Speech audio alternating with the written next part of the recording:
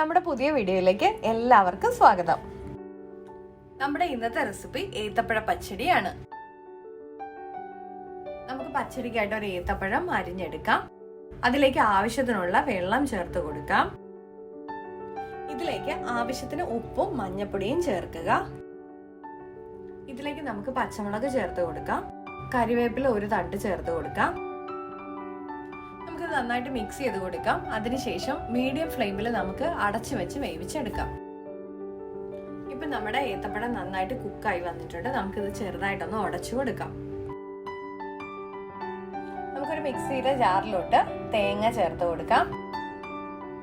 ഇതിലേക്ക് പച്ചമുളകും കടുകും ചെറിയ ജീരകവും ചേർത്ത് നന്നായിട്ട് അരച്ചെടുക്കാം. നമുക്കിനി ഇത് വേവിച്ചു വെച്ച ഏത്തപ്പഴത്തിലേക്ക് ചേർത്ത് കൊടുക്കാം. എന്നിട്ട് പച്ചമണം മാറും വരെ ഒന്ന് തിളപ്പിച്ചെടുക്കാം. ഇപ്പൊ നമ്മുടെ അരപ്പിന്റെ പച്ചമണമൊക്കെ മാറിയിട്ടുണ്ട്. അപ്പൊ അതിലേക്ക് ഞാൻ തൈര് ചേർത്ത് കൊടുക്കുകയാണ്. ഈ സമയത്ത് നമുക്ക് തീ ഓഫ് ചെയ്ത് കൊടുക്കാം.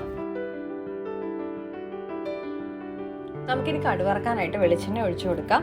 ഇതിലേക്ക് കടുകിട്ട് പൊട്ടിച്ച് ഉണക്കമുളകും കറിവേപ്പിലയും ചേർത്ത് കടുവറുത്ത് എടുക്കാം. നമുക്കിനി കടുവറുത്തത് പച്ചടിയിലേക്ക് ചേർത്ത് കൊടുക്കാം. അപ്പൊ നമ്മുടെ പച്ചടി എല്ലാവർക്കും ഇഷ്ടപ്പെട്ടെന്ന് വിചാരിക്കുന്നു. അപ്പൊ എല്ലാവരും ട്രൈ ചെയ്ത് നോക്കിയിട്ട് ഫീഡ്ബാക്ക് കമന്റ് വഴി അറിയിക്കണേ. അപ്പോൾ നമ്മുടെ വീഡിയോ എല്ലാവർക്കും ഇഷ്ടപ്പെട്ടിട്ടുണ്ടെങ്കിൽ ലൈക്ക് ചെയ്യാനും ഷെയർ ചെയ്യാനും സബ്സ്ക്രൈബ് ചെയ്യാനും മറക്കല്ലേ. അടുത്ത വീഡിയോയിലൂടെ വീണ്ടും കാണും വരെ നന്ദി, നമസ്കാരം.